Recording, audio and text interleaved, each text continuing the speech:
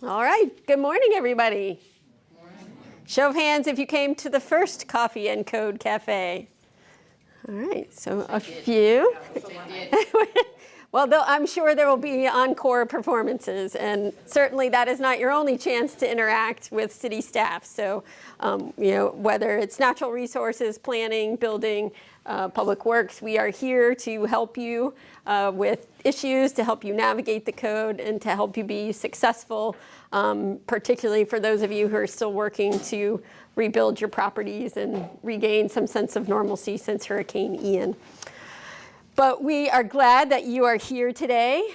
My name is Holly Milbrandt. I am the director of the Natural Resources Department. I am coming up on 20 years as a city employee and have been in the department since I started as an environmental specialist in 2006 and have worked under a couple other directors. Some of you may also know James Evans, who is now the head of the Sanibel Captiva Conservation Foundation. He used to be the head of natural resources. And our department has grown over my tenure with the city. Prior to me, it was started out with just a single staff person. That was Dr. Rob Laughlin. When I joined the department, I was the third and came on to help with the recovery after Hurricane Charlie. The department had a lot of pressing issues with revegetating the island and other environmental issues. And so we grew at that time and have grown a couple times since then. So you're going to get to meet the whole team today. And I'll introduce them in just a second. But we have a little menu for today's session, which is an introduction to our team. I'll talk briefly about the Sanibel plan and our ecozones just to provide some framework for why protection of natural resources is important here on Sanibel in particular. And I would imagine that some of you in this room may spend part of your time elsewhere or have moved here permanently from other places that may or may not have had a natural resources department. So it is a unique thing, and especially for a city of this size, for sure. So we'll talk a little bit generally about our roles and responsibilities, but the focus of today's talk is really going to be on permitting and reviews and the kinds of things that you might be trying to navigate as you're restoring your properties from hurricanes. So we know that and you'll see our duties go well beyond just permitting, but those topics will be saved for another session, although we're going to do some general Q&A at the end as well. So we will also cover how to apply for a natural resource permit. So there are permit types that are standalone, so you just have something that requires a vegetation permit. You may also be doing a much bigger project in which you're navigating lots of different permits from different departments, and we'll cover that as well. And we'll talk about making sure that everybody leaves here knowing where to find the city codes and how to get into the city's permitting system.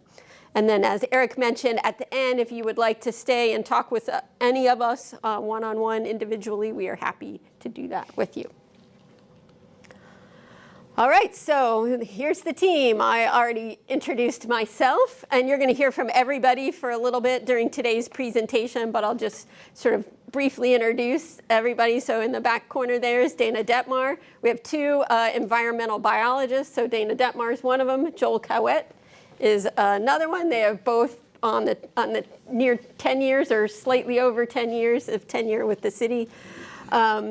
Rachel Rainbolt actually is not able to be here today. She was invited to give a talk about sea turtle lighting and the restoration of sea turtle compliant lighting following hurricanes. So she is at a conference for the last couple of days, so she is sad that she can't be here, but she's one of our two conservation officers. Also in the back corner in the mint green is Erin Reed. She's our second conservation officer.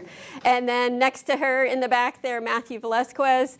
This is one of our newer positions, is the environmental permit coordinator. So that was a position that was supported by City Council, and especially following Hurricane Ian, we knew that there was going to be a really intense permit load.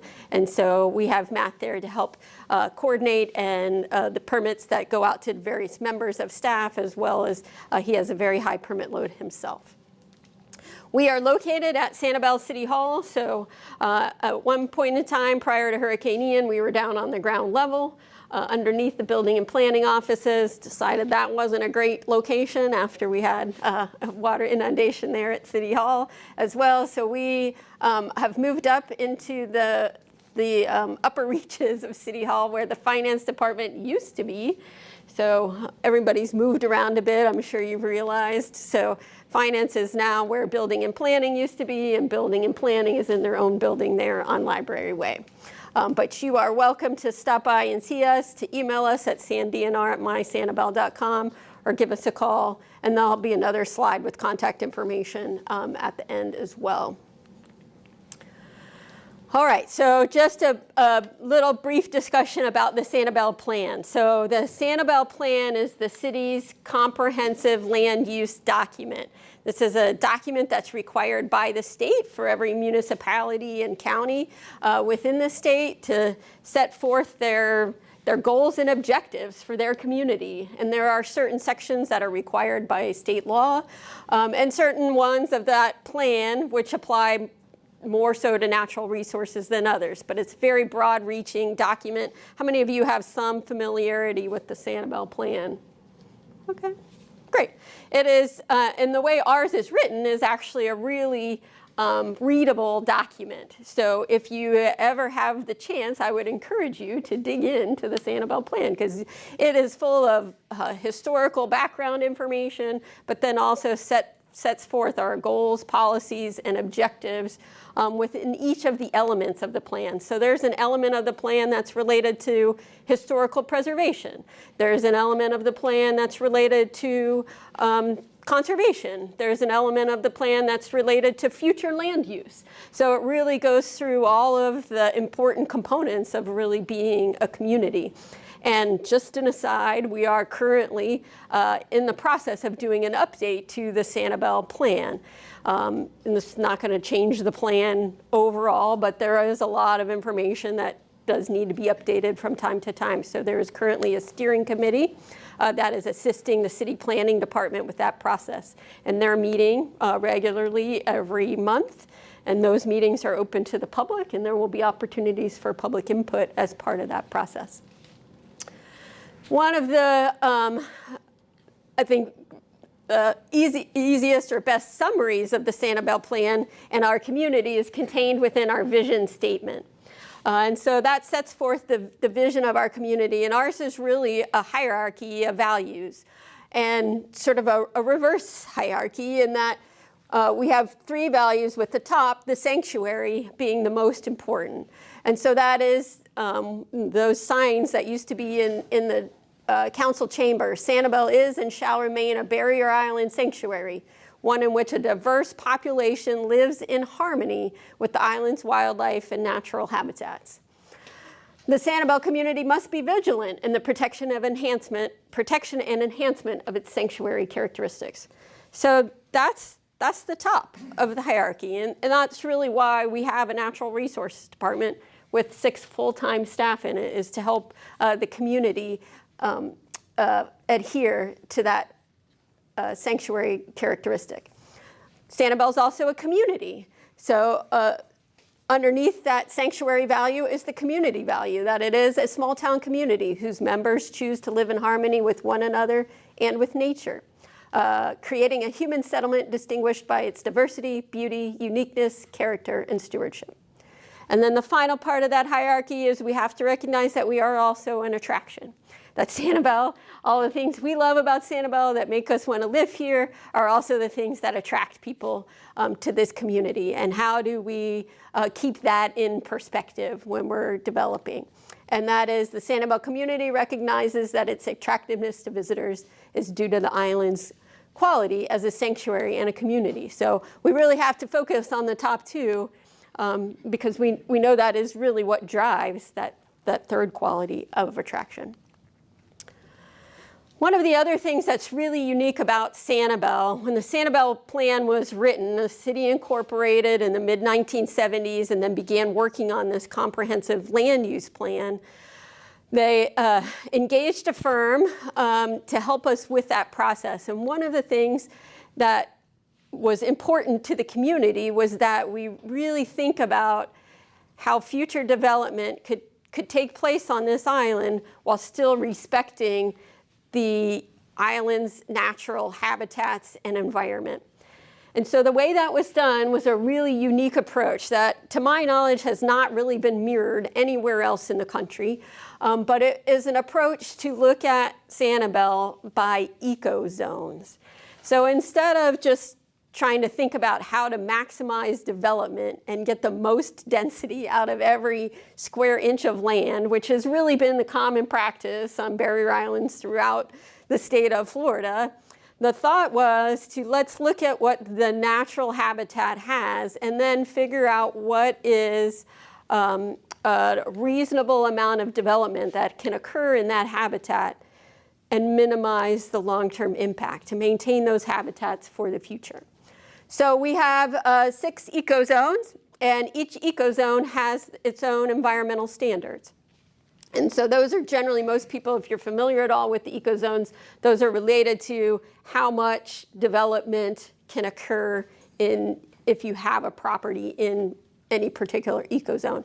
The most generous ecozone is the altered lands zone. So those are zones where when the code was developed, those lands had already been significantly altered from their historic characteristics. And so it makes sense that you might be able to do a little bit more if you have a property on lands within the altered lands district. If you're in the mangrove ecozone, that's one of our most restrictive zones. Mangroves are protected by the state, they're protected by the city. You're going to hear more about that. But you are allowed to do a little bit less if you happen to own property in a mangrove ecozone. And so it's important if you're working through the permitting process to find out your ecozone. That can be helpful for you to learn more about your property, and it'll be helpful for you as you're thinking about your current recovery and any future improvements that you might want to make. But this also allows us to think about the island not as separate conservation lands, which we have 67% of the island in conservation, and separate developed areas. We are continuous, and we want to make sure that those habitats are continuous throughout the zones and throughout the island. Anybody here know their ecozone? Well, I will show you how you can find your ecozone. So the link here at the bottom is for, before we post this, we'll go through and we'll make all those links clickable. Sanibel Maps, ArcGIS.com. So we have a nice GIS website. So this is the mapping website for the city of Sanibel. All of these are interactive maps where you can go in and you can look at your specific property and find out lots of interesting information. So there's a floodplain map, there's pre and post Hurricane Ian imagery, but the one we're going to look at is the future land use map. And when you pull that up, you'll see a picture of the island. You get a whole bunch of layers here, which you can turn on and off with the little button that's up here at the top right, but it provides the list of all of our different ecozones, and they're color coded. So you can actually then zoom in here. I don't know if we get that quite that granular. Yes, we do. Thanks, Erin. You can zoom right in to your property. This is the City Hall campus. It's in this purple shade, but it actually tells you right here that it's in the altered land zone. So you can do that for any property, whether it's yours or any other property that you're interested in, to look and see, am I in altered land? Am I in mangroves? Am I in wetlands? 2 different kinds of wetland zones. We have the Gulf Beach zone. So all that information is right there at your fingertips. Whoops, I think I skipped one. All right, so getting even more narrow then from the Sanibel plan, the concepts and goals, objectives, and policies that are included in the Sanibel plan get put into the Sanibel Code. The Sanibel Code, the Land Development Code, is actually the rules for the implementation of the Sanibel plan. And we'll get into some of those details as they relate to natural resource issues here shortly. But as I mentioned earlier, a lot of what we do is not just in the permitting realm, which is I think, one of the things that makes this job really fulfilling. But we are out in the field on the island. We do environmental restoration, habitat management activities for some of our protected and endangered species, things like gopher tortoises. We work with a lot of partners.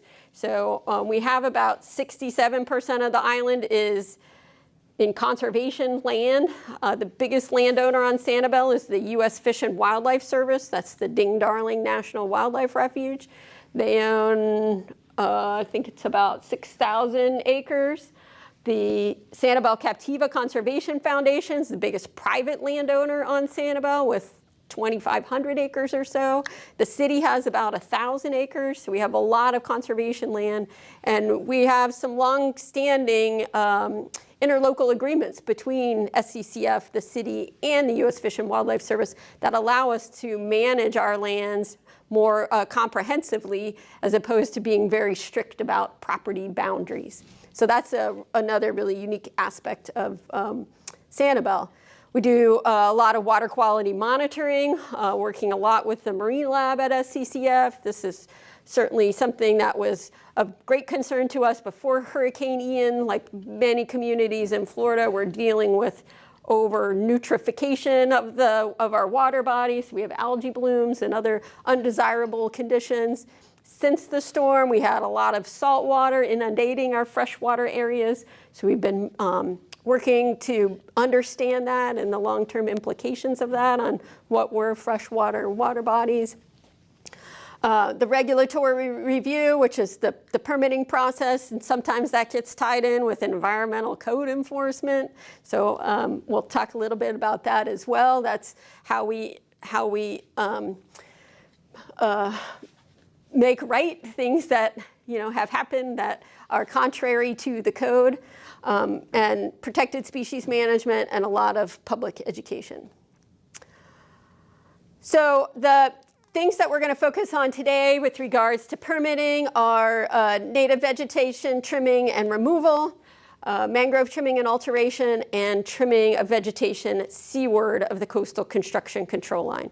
So the plan for vegetation preservation in the Sanibel plan really establishes the philosophy on Sanibel that is for the protection of native plants, for recognizing the value of those plants to wildlife, and the fact that those natives require less water, less fertilizer, as well as supporting our wildlife, sets the stage for those protections.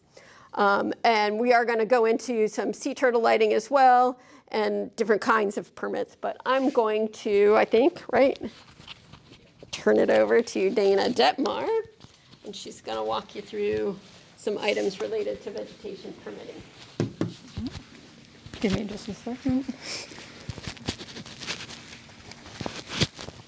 All right, there we go. All right, as Holly said, I'm Dana Detmar. I'm an environmental biologist. Next month, I'll have been with the city for 10 years. So these couple slides that we're going to go over here are very text dense. It's a lot of information that we're going to give you all, but everything that we have on these slides we're pulling from our land development code, and we'll show you how to get to the land development code later in the presentation, but also that's what we're here for. If you guys have questions about these things, please call us, and we can walk you through all of this information again. So there are certain activities on Sanibel that require you to obtain a vegetation permit to perform them. So this is that list. So the code protects all native vegetation that meet these standards right here. So if you have any native trees that are 6 feet in height or more than 2 inches in diameter, 2 feet above the ground, or any native shrub-like plants that are more than 2 feet tall, those plants meet our code protections. And if you, for some reason, need to do a heavy trimming on them, remove them for some reason, it requires a permit to do that. And then there are anytime you're doing vegetation work on undeveloped lots, it requires a permit. Chemical control of aquatic plants. So mainly that's predominantly cattails on Sanibel. There are some communities that obtain these permits. And so the reason that we want to look at chemical control and why we review these is because there is a native plant that looks very similar to cattails. Cattails are natives too, but they can be a nuisance. And so we want to make sure that you're not mistakenly wanting to treat, it's called sawgrass, a native that's very beneficial, and there are a lot of birds that rely on it for nesting, particularly moorhens. And then there are times when you need a vegetation permit in association with a development permit. And when you're applying for a development permit, that vegetation permit gets issued concurrently with the development permit. They don't have to be done separately from each other as part of the review. And then typically our standard vegetation permits are valid for 6 months from issuance. But if there's a reason that you need an extension, you can call us and we can grant extensions on permits. But this is one of those really text-dense slides. Again, you can always call us and we can walk you through this. But as I mentioned, this part goes over vegetation permits as part of a development permit. So if you're building a new house, you're doing an addition, or maybe there's a dock and you have mangrove impacts. So as part of that development permit, you would also be submitting information on the impacts to native plants within the footprint of development that's going to take place. So all of these items are listed in the code for what your contractor or you would be submitting as part of your development permit. And some of these things you would be doing already as part of a development permit. So a map of the parcel, a site plan indicating the layouts of the building. So what we're looking for in those layouts is the footprint that you're going to be developing in on site. And then what you would do is you would stake those footprints on site, and then a natural resource inspector comes out to look and see what's within that developed area that's going to be impacted. But your contractor would be submitting a plan that identifies the plants within the area to be disturbed, as well as 20 feet around the impact area. So they would inventory all those plants within that site. And then when we go out to do the inspection, we're verifying that what they have submitted to us is consistent with what we're seeing on site. And then as part of that plan, they would also have to tell us what they're going to do with the plants. Are they going to be transplanted elsewhere on site, or is the plan to remove them and then mitigate later at the end of the project?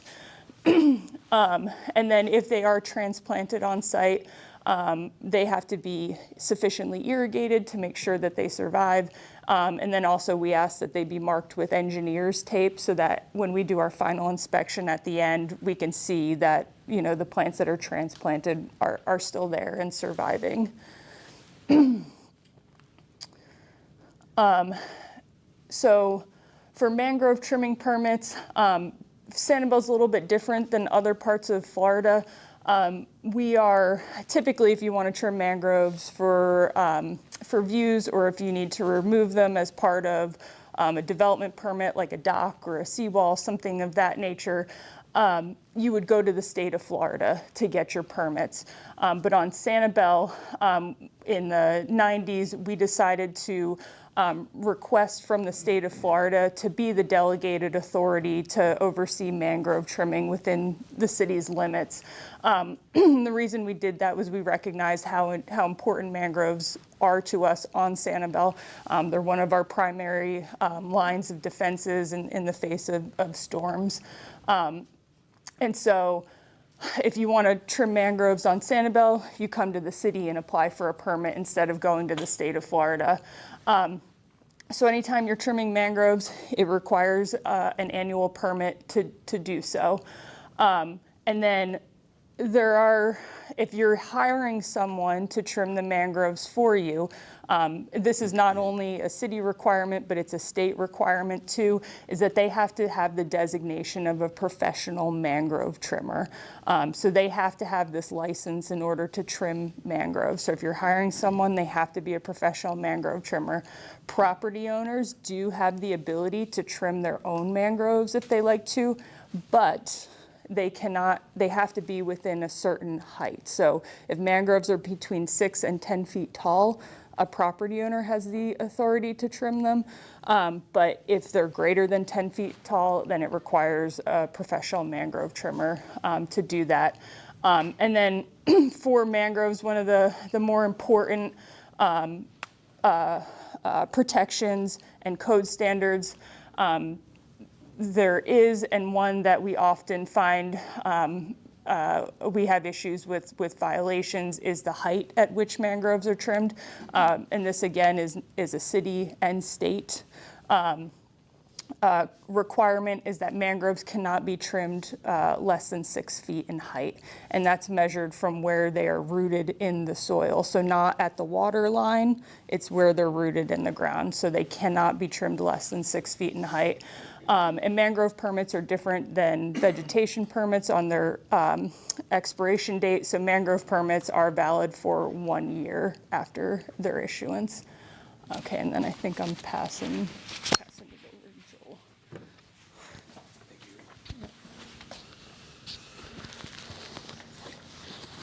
All right, guys. So my name's Joel Cowett. I am also an environmental biologist in the city's natural resource department. I've been working for the city for almost 10 years. In January, it'll be 10 years. And previously with that, I've been on the island for 15 years. I worked for SCCF, was a shorebird biologist over there, and worked with sea turtles prior to coming to the city. So I'm going to talk to you guys about, actually this is one of the first kind of permit types that I took over when I first got hired at the city, our vegetation seaward of the coastal construction control line. It's a mouthful.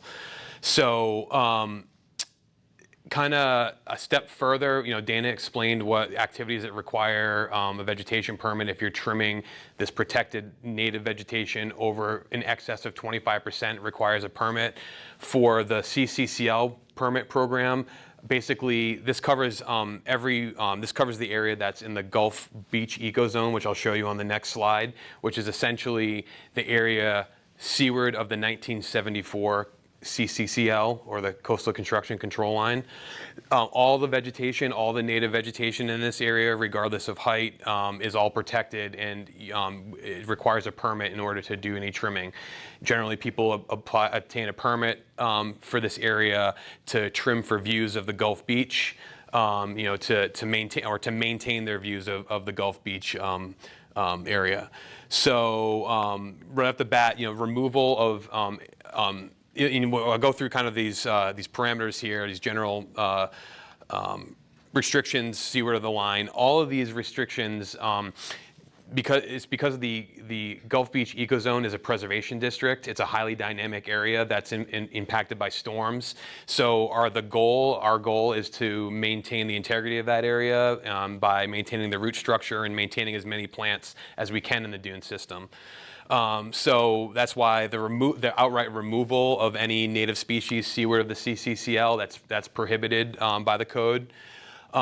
We only allow the planting of native vegetation, with one exception, coconut palms. We have a carve out, because we do recognize that there's a kind of people have appreciate the aesthetic value of the coconut palms. But one thing I will say is that, a coconut palm that is not maintained properly during hurricane season, we have those coconuts, those become projectiles during the hurricane season. So one thing to kind of keep up the maintenance on those. And again, we only authorize the planting of native vegetation because there are several invasive species, beach napuka or beach exotic inkberry. We have a native inkberry and an exotic one. The exotic these plants can create a monoculture in the dune system, and if one storm comes out and wipes out this one species, then we're kind of left with nothing. So.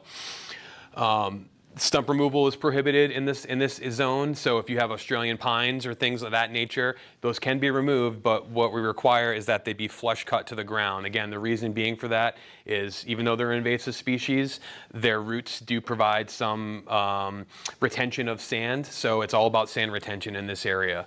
So we prohibit stump removal. So go a little bit into the trimming practices. So we had talked about the trimming in excess of 25. Elsewhere on the island requires a permit. Any trimming in this area requires a permit. We don't allow the reduction of your dune system below 4 feet in height. And actually, a little step further in this is that when you're doing a trimming regime, let's say that my hand is the last cut we did last year, and then your sea grapes have started to grow off this, and what we allow you to do is either 25% of the leaf surface of the plant, or to that last cut, that last knuckle, whichever is less. So if 25% ends up being up here, then this is where we would allow the cutting to. There's multifaceted reasons for this. One of them being, and we kind of put it into practice the past 2 years, of storms like Helene and Milton. Having a robust dune helps to buffer your property proper from the sand on the beach. Additionally, during storm surge events, depending on the magnitude of the storm surge, it helps to reduce down the wave action, helps to kind of catch debris in the dune system to hopefully keep it off of your property. And additionally, too, with the 25% is, and Aaron's going to talk about it in a second, is about sea turtles. We all know if you guys have a beachfront property, hopefully you haven't had us knocking on the door about sea turtle lighting, but having a robust, healthy dune that's high enough helps to buffer, the sea turtles, which are down at the ground level, helps to block any light from your property going onto the beach that would possibly impact sea turtle nesting. And then, so we do have a couple species that are, I guess, iconic and or very important that we do prohibit the trimming of. So Joe Woods are one of them. It's a very slow growing. It's actually the city tree. It's very slow growing. It's an endangered plant. Sea oats, which are one of the best dune building species out there. It's really just a grass, but they do get to about 6 feet tall. We prohibit the trimming of those. There's really no need. It doesn't really impede anyone's view, from your home. Bay cedar, again, that's another small, slow-growing shrub in the dune system. And then cabbage palms. If you have cabbage palms are a certain height. If the cabbage palm is below 4 feet at crown height, so meaning where the fronds are coming out, it can be trimmed or be removed. But any mature cabbage palm, once it reaches excess of 4 feet, then it has to stay in place. And then that's where you get to more of and I can talk about it more in the breakout sections, but where you get to more with your contractor doing view windows, letting those trees mature and doing selective trimming, and so you can have windows to view through to the Gulf. So one thing too, and then the last kind of note on these CCCL permits is they're valid for 3 years. So if you were to apply for a permit today, from the day we issue it, you're good for 3 years, and this allows you to trim your dune system throughout that period of time. This is one of the only. I believe this is one of the only vegetation permits that has a monetary cost associated with it. It is $109, just a one-time charge for your permit. And once you pay the fee, we issue the permit, and then you're good to go. All the rest of our vegetation permits don't require. No, mangrove. There is a cost associated with the mangrove permit as well. So I'll go over kind of the area. Okay, so here's Sanibel Island. So you notice there's 2 lines right here. So I briefly touched on the coastal construction control line. So on Sanibel, we have 2 lines. We have the 1974/78 line, and we have the 1991 line. The city, we enforce the 1974 line. That's the line that we look at when we're doing permitting and things like that. That's this blue line right here. So the 91, then the 74 line. The 91 line generally comes into play for state permitting. So if you have a property that's seaward of that line and you're doing a development project, you do go under state and city review. But as far as the city's development line, it's really the 1974 line. And I had mentioned before, this is in the Gulf Beach Eco Zone. So we can go over this stuff in the breakout session too. And Holly had shown the GIS webpage, which does show these lines on here. Another useful website is the Lee County Property Appraisers websites that shows these lines in clear. You can turn them on and off so you can have an understanding of where you're at. But again, the 74 line, so when we talk about the CCCL trimming program, it's any vegetation seaward of this blue line. Again, this is a preservation district with really only passive activities that we allow. The only permitted uses seaward of this line, as far as structures, is really just elevated dune walkovers for properties. The reason being for that is to keep people in a defined pathway so that your dune can grow and really just bolster itself and buffer you against storms and things of that nature. So that's all I have for my section, and I'll be happy to talk to any of you guys in the breakout. I'm going to pass it on to Erin now, talk about sea turtle lighting.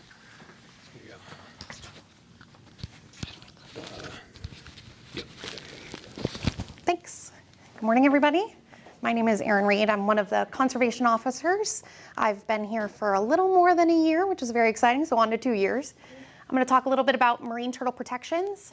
So in addition to these standalone natural resource vegetation permits, Natural Resources reviews building and development permits for beachfront properties or properties that could potentially be visible from the beach. So on those properties, all exterior lights must be compliant with the marine turtle protection codes all year long. So it's not just within sea turtle nesting season, it's throughout the year. All exterior fixtures visible from the beach have to be fully shielded. They have to be directed downward so that the light is not illuminated towards the beach. This can lead to disorientations for sea turtles and especially hatchlings. The bulbs within these have to have a long wavelength, which is equal or greater to 560 nanometers. So that's usually on the orange, amber, red color on the light spectrum. Floodlights, uplights, and spotlights are strictly prohibited. We do not want to see them on the beach. Uplights are actually prohibited throughout the island. So landscaping lights that are uplit are not allowed. In addition to the lighting, we do have windows and glass that are visible from the beach. They have to have what's called usually a turtle tint. This is with a VLT or a visible light transmittance of 45% or less. Usually on the manufacturer stickers, it'll have a decimal point, so it'll be 0.45 or less than that. This helps the interior light that you have in your kitchen or living room or wherever it's beach facing, that light not be illuminating the beach at night. So development permits are required when you are replacing all fixtures within the Gulf Beach Ridge, and Bay Beach zones. This is why we want you to know what your eco zone is. So if you are replacing exterior lighting, please apply for a development permit. So I want you all to take a little gander at these 3 little pictures here. With the code previously, if you all can just think, you don't have to say it, if any of these are compliant with our code. Take a little look. If you guess none of them, you are correct. None of them are compliant with the code. We want to see this lovely thing here. Nice amber lights, downward directed. Makes us happy, makes sea turtles happy. So this is another issue. This is why we have these regulations that we do. We want to minimize this sky glow illumination. The sea turtles use natural lighting cues. So the moonlight, stars on the water surface to direct them back into the water. So when you have these artificial white lights just gleaming, it disorients them. So they start traveling around, they get exhausted, they die. So we want to save the turtles with the lights. And I think that is all for me, and I'm going to pass it on to Matt. Yes. The lighting rules that you were talking about. Yes, for ma'am. turtles, does that involve anything with that 1991 and that 1974 line? So it is any property visible from the beach. Okay, So it if you has can nothing to do see with it, those lines. Okay. no ma'am. Usually lights from that 1974 line are prohibited. We won't allow them except for the beach dune walkovers. They'll have little lights on them, but otherwise no new lighting. There you go, Matt. Thank you. Oh, it was so comfortable. Thank you so much. You're welcome. Just bear with me 1 sec. This is where I do totally not. All right, so now we talked about documentation, getting it all squared away. Now it's time to apply for a permit. How do I go about that? So it's a quick couple of easy steps that you can do for this particular situation. So the first thing we do is to log on to our website. So it'll be at www.mysanibel.com. So you'll go log on, you'll go to our homepage. Now, how do I navigate this website? Where do I go to click on said permits? So if you see down below here at the bottom, we have a couple of different selections for you to choose from. So permitting, agenda minutes, project initiatives, beach parks, bike or hike Sanibel, street camera. So where we gotta go to is we gotta go to our permitting, which is our very first section over here. As you can see, highlighted. So then once you click on that tab, it'll open up to a new page, which brings you to the building department. So now you'll see a couple of different things on here. So now you see right in the middle of here, you'll see to search, view, and proceed with existing permits. Now it'll give you two options. One, it'll give you EnterGov for existing permits. This is where if you currently have a permit in the system already, you'll click on this specific button. But if you're brand new to this, if you want to start a brand new permit, you will proceed to the City View permits down below. So City View is a new permitting platform that the city has produced and started back in June. So we're encouraging our contractors to start using City View, as we will be eventually phasing out EnterGov. And there is our selection right there. So once you click on the City View tab, it'll bring you to our portal page for City View. So from here, if you don't have an account, you would need to create a new account. So it's up in the top corner over there. But once you create your account, and if you want to apply for a brand new natural resources permit, you will find natural resources and click the very first tab up top for apply for a natural resources permit.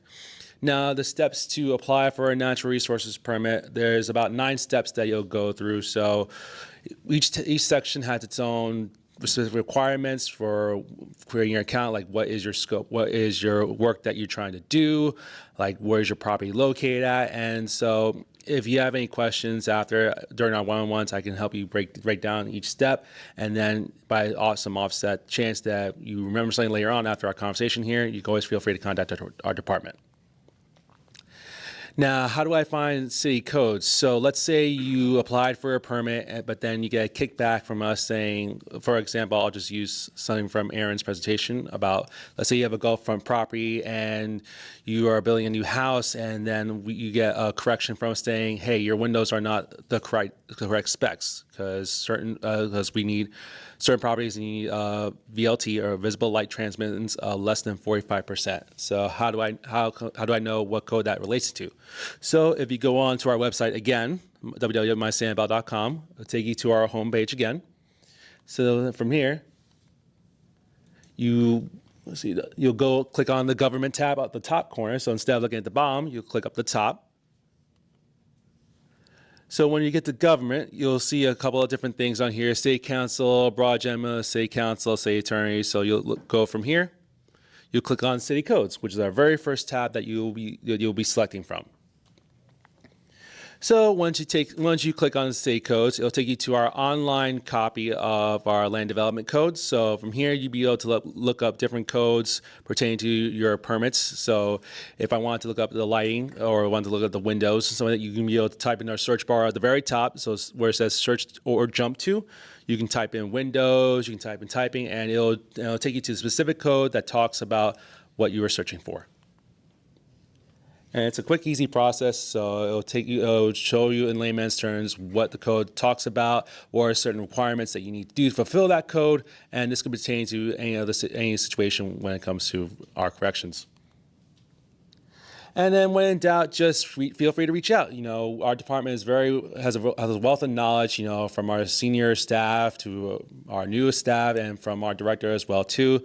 So you can feel free to give us a call, shoot us an email, heck, even give us a text saying, hey, I have a quick question about something. Do you have some time? Our staff is usually pretty reliable and very communicative, so we're pretty happy to communicate with you and to answer any questions you may have.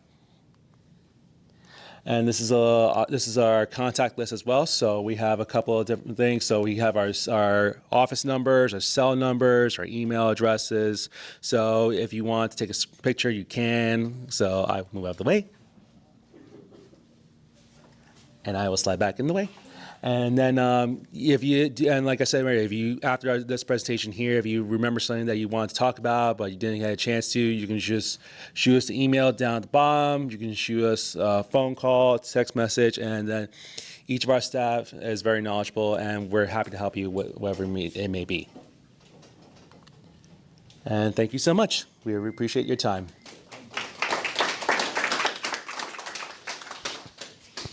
Thank you. So we are going to move into sort of one-on-one sessions. So if you have, well, actually, let's do first some general Q&A, and then we'll go into one-on-one. We've got time for that, right? So if you have questions, if they're specific about your property, that might be better for one-on-one. If they're sort of more general about anything you heard here or anything else, we can certainly talk about that.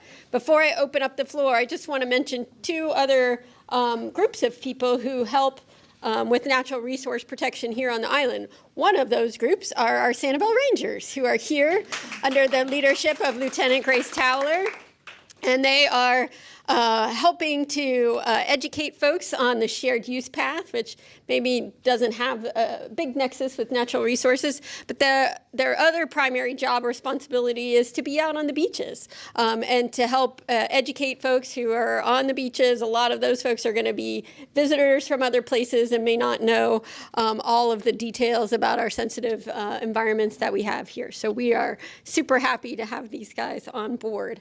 The other group is our vegetation committee. So we have a volunteer vegetation committee, the city's longest established committee that serves as an advisory committee to city council, but also works closely with staff. And the members of that committee, they've been for years producing really informative article series that's available on our website, all of the articles that they've done in the past. They do, starting soon, will be native plant walks on the grounds at City Hall. So if you're interested in native plants, Eric will be pushing out that information here soon. And those meetings are also open to the public, so they meet on the first Thursday of the month at 1:30 in McKenzie Hall. So if you have any interest in learning more about the Vegetation Committee, we encourage you to join us for that as well. All right, let's have some questions. Yes, sir. Following the storms, obviously, there's a great deal of dead wood and trees out there, especially in the conservation areas, that is primed for a fire that we would have a very difficult time in putting it out. Is there an effort that's kind of looking at that as, some sort of preventive? I mean, it's a huge expense, but it also has a huge amount of, risk. That's a great question. So the question was generally about storm vegetative debris on all of these conservation lands and other lands post-hurricanes and the plans for managing that debris and the fire risk. And we have, for many years, had a close partnership with the Sanibel Fire Department and a fire task force. That includes members of the city, the U.S. Fish and Wildlife Service, SCCF, and the Sanibel Fire District to help think through some of these issues. As landowners, all of us have engaged in certain land management activities post-storm. So you may have seen some of the most visible work, I think, was up along Sanibel Captiva Road that SCCF was engaged in clearing some of that vegetative debris off their lands. There's also a lot that we think about in terms of the impact of removing dead vegetation versus the impact of leaving it in place, right? So particularly in wetland type habitats, trying to get in and remove dead vegetative debris can be really destructive on the habitat itself, whereas that debris, because those habitats are generally wetter anyway, are likely not at a high fire risk. So then in those cases, maybe leaving that debris to break down naturally is a better choice. So there has been a lot of that effort. I know each agency is undertaking that on their, as they look at different conservation lands and trying to determine what is appropriate for those lands. The refuge did lead a prescribed burn of the Legion Curve area, which is up in your neck of the woods, Tahiti and Jamaica, the part of the refuge that's on the north side of Sandcap there. That is a very important tool that we have as land managers. That's necessary all of the time. Sanibel and a lot of areas in Southwest Florida were historically managed by fire. So we would have lightning strikes, and those lightnings would create wildfires, and they would reduce the fuel loads and help to maintain healthy ecosystems. Those things don't happen very often anymore. We have a low tolerance for wildfire because we've developed all of these lands, and so we have to take a slightly different approach, which is to intentionally set fire in accordance with a prescription that allows us to do it in a controlled manner, but achieves the same goal there. So they were able to do a burn. They also, the large interior part of the island that's known as the Sanibel Botanical Site, it's about 400 acres. That's another site that they work to get burned on a regular basis. So those are all tools that we have as land managers to help deal with that vegetation debris. Anybody else want to add anything? Okay. Yes, ma'am. I got two questions. Yes. One about the turtle lighting. So you guys drive on the beach at night to find people who aren't obeying the rules? So we actually do. During sea turtle nesting season, we will take some time and drive on the beach during the night to just inform residents if they do have non-compliant lighting. I know with the vegetation and the hurricanes, some lights that weren't visible prior to the hurricane are now visible. So it'll be an informal, let you know that your light's not compliant, and we'll keep letting you know. Yep. My second question is, on a brand new house being built, how do you all decide how many plants are enough? And this is from neighbors in my neighborhood, so. How many plants are enough to put in, and does the size of the plants they're planting affect how many? Yeah, so there are certain instances in where you have to do install vegetation within certain parameters, which is sizes, a certain amounts. But when it comes to the development of a single-family residence, that's typically not the case. So what the code says is that of the vegetation that you have on the lot, at least 75% of it has to be native, and that's in 3 different categories. So trees, shrubs, ground covers. There is not an amount that we require you to have. It's just that of what you have has to be at least 75% native. However, there are a few instances in which a property may be on a road that requires a vegetation buffer. So on our major collector and arterial roads, we do have standards for a front buffer. And so the purpose of our vegetation buffers are to maintain the rural character of Sanibel, and also for the commercial district in particular is to block light and sound from the commercial district, elsewhere on the island. But in that instance, if you are on a road that requires a front buffer, which is listed in our code, what we consider our arterial and collector roads, then yes, you do have to install a buffer which does have size requirements and then quantity requirements for plants. In your neighborhood, Tahiti, Jamaica, that is not the case. Those are not considered arterial or collector roads. So, yes, yeah. Yeah, so, but no, typically when you're doing a single family residence, there is no required quantity of plants that you have to have. So then is there, so if they're not gonna put grass down, they're just gonna put plants? Is there some requirement for that, if they mulch their whole yard?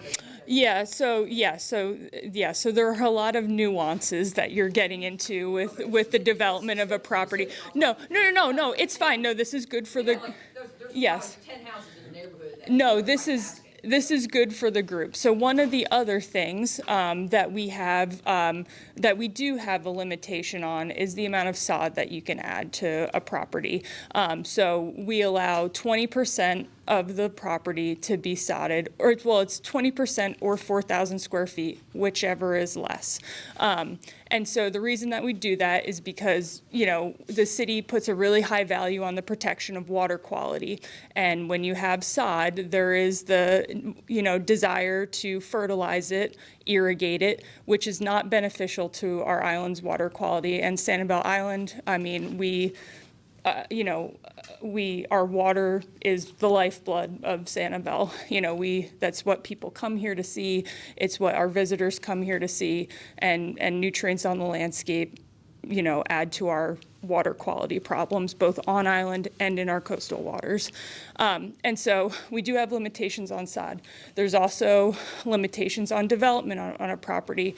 And the confusing, or what people tend to get confused is they just tend to think it's a development limitation, but the code actually says there's a limit on development and vegetation clearing of the lot. So it's those two things combined.